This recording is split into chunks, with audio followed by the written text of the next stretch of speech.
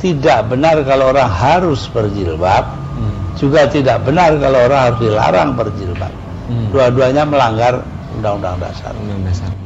Kalau ada orang Islam masuk Kristen, itu ya dia tidak memperoleh keterangan yang cukup dari pihak Islam. Ya nggak usah dimarahi dong orang begitu kok dimarahin. Orang nggak ngerti kok dimarahin itu bagaimana. Dalam Islam cukup banyak bahwa Islam itu juga unggul gitu loh. Nah, kalau orang nggak tahu ini lalu terus pindah, ya bukan salahnya apa kami orang Kristen. Juga begitu yang terjadi.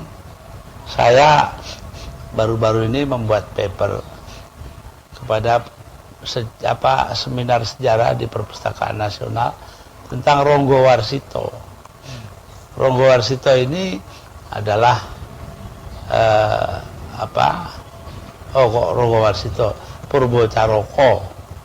Dia itu orang kedua yang memperoleh gelar doktor di Leiden. Ya. Nah, pikiran dia tentang Islam dia terbatas pada soal-soal filologis, soal-soal bahasa. Jadi dia segala tulisannya ke situ, Handbook van Bonang segala macam itu. Padahal Islam itu bergerak begitu luas di mana-mana. Bahkan sekarang ada ketakutan terhadap gerak orang Islam itu sendiri. Ambil contoh saya adalah keponakan saya sendiri. Keponakan saya sendiri itu kuliah Fakultas Ekonomi UI hanya 3,5 tahun selesai. Setelah dapat itu IPK-nya itu 3,97. Tinggi ya? Iya, termasuk mahasiswa terpandai. Padahal dia itu santri loh. Kan berarti orang Islam yang benar kan? Saking santrinya nggak sempat pacaran ya. Lah begitu. Kita lihat aja UI sekarang. Dulu itu tahun 50-an, saya sekolah di Perwari Salemba itu. Sekarang Trisula. Nah, dulu itu wine wipe ungezam, ya, anggur, perempuan dan nyanyian. Itu semboyannya orang seperti Emil Salim, Wijayariti Sastro segala macam. Sekarang ada masjid loh di situ. Coba di Kapus hilang. Waktu saya memberi ceramah di Fakultas Kedokteran, soalnya itu perempuan sendiri sebelah kanan, laki sendiri sebelah kiri. NU aja nggak begitu. Nah, itu inilah contoh daripada perkembangan-perkembangan yang tidak terduga. Ya nggak bisa kita marah kepada dua-duanya. Ini salah, itu salah. Coba saya katakan bahwa ya soal mau di sebelah kanan, sebelah kiri, bodoh amat lah, bukan urusan kita. Loh begitu aja. Jadi di sini kita melihat bahwa perkembangan yang tidak terduga itu ada. Gitu. Banyak yang dikristenkan, banyak yang diislamkan, ya biasa aja lah. Ini belum lagi yang kejawen. Islamnya itu Islam kejawen ya. Oh itu lebih banyak lagi. Ya. Makanya saya beberapa waktu yang lalu saya itu ke India, ke Rajghat di New Delhi. Itu Menteri Besar New Delhi membuat pengumuman peristiwa pembunuhan Gandhi di Rajghat akan dirayakan tanggal sekian. Itu orang 200.000 datang sendiri. Saya bilang pada anak saya si Yen itu, tuh Yen, lihat tuh. Orang tuh kalau dicintai orang banyak kayak begitu. Siapa sih yang suruh tuh 200.000 orang? Gak ada. Nah ingat, Nabi kamu, Nabi Muhammad itu tiap hari namanya disebut paling tidak 5 kali oleh 800 juta orang. Yesus disebut oleh orang, nggak pernah enggak. Bahkan kalau bercanda saja masih. Yesus orang Kudus, sebelah timurnya Semarang.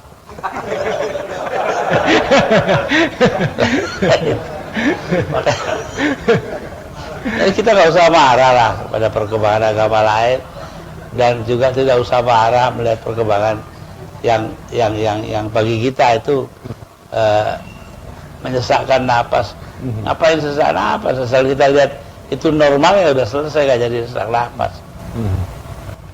Ya itu aja lah jawab saya. Jadi Gus Dur ini mengatakan bahwa ada perkembangan yang sangat maju dari dua agama itu dan tidak perlu disikapi dengan ketakutan-ketakutan itu, Gus ya.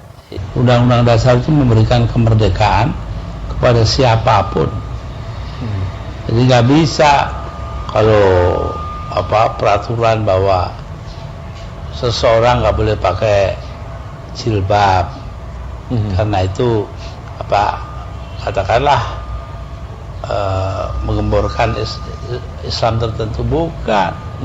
Jilbab itu hanya dipakai oleh orang yang ingin, gitu aja kan. Jadi nggak boleh dilarang. Sebaliknya yang Kristen juga nggak boleh dilarang. Pakai apa kayak situ terserah. Nah jadi di sini kita melihat sebuah kenyataan bahwa tidak benar kalau orang harus berjilbab, juga tidak benar kalau orang harus dilarang berjilbab. Dua-duanya melanggar Undang-Undang Dasar. Aturan-aturan yang tidak berkaitan dengan masalah-masalah dasar bangsa kita nggak usah dibikin lah, gitu loh. Ya kemiskinan, kebodohan, ya kurangnya kesehatan, itu kan masalah-masalah dasar. Itu nggak pernah kita pikirkan, ya. Al-Quran sendiri sudah jelas dalam pandangan fikih, ya. Fikih itu mengatakan bahwa tasarruful imam ala ra'iyah manutun bil maslahah. Ya, kebijakan dan tindakan seorang pemimpin atas rakyat yang dipimpin harus terkait seluruhnya dengan kesejahteraan mereka. Kalau ini kita nggak pikirin, masuk Kristen sendiri, nggak usah pakai gitu-gituan lagi yang dianggap sebagai proyek kristenisasi. Nggak usah pakai itu, ya pada masuk sendiri. Kayak ibu tadi itu, dia masuk sendiri kok. Ya, Mas Rum, tadi ada pertanyaan tentang dalam konteks perda syariah itu tidak ada pemaksaan bagi penganut agama yang lain. Tapi apakah itu mungkin ketika perda itu menjadi hukum publik? Agama lain sih enggak. Sesama muslim aja. Jadi sesama muslim yang diganggu oleh proyek-proyek macam itu. Ya, sebab ya ambil saja contohnya perda yang dikeluarkan oleh DPRD Sumatera Barat. Orang perempuan tidak boleh keluar lebih jam 9 malam kecuali dengan ada chaperone, ada pengawal. Nah, ini kan membedakan antara laki dan perempuan. Dalam laki nggak ada ketentuan seperti itu. Nah, ini satu contoh. Padahal Undang-Undang Dasar kita itu ya perempuan dan laki itu sama. Jadi melanggar Undang-Undang Dasar kita sendiri kan. Jadi karena kita sudahlah. Nah dulu ada sidang kabinet 1 bulan sebelum saya lengser, itu ditanyakan sana bagaimana halnya dengan perda-perda syariah, apa itu namanya, jawabnya ya silakan bikin, kalau soal nama sih terserah, apa kata Shakespeare, what's in the name, apa artinya sebuah nama, tapi tidak boleh bertentangan dengan Undang-Undang Dasar. Nah, yang berhak menentukan dalam hal ini adalah Mahkamah Agung. Jadi sudah ada aturan-aturannya, kenapa kita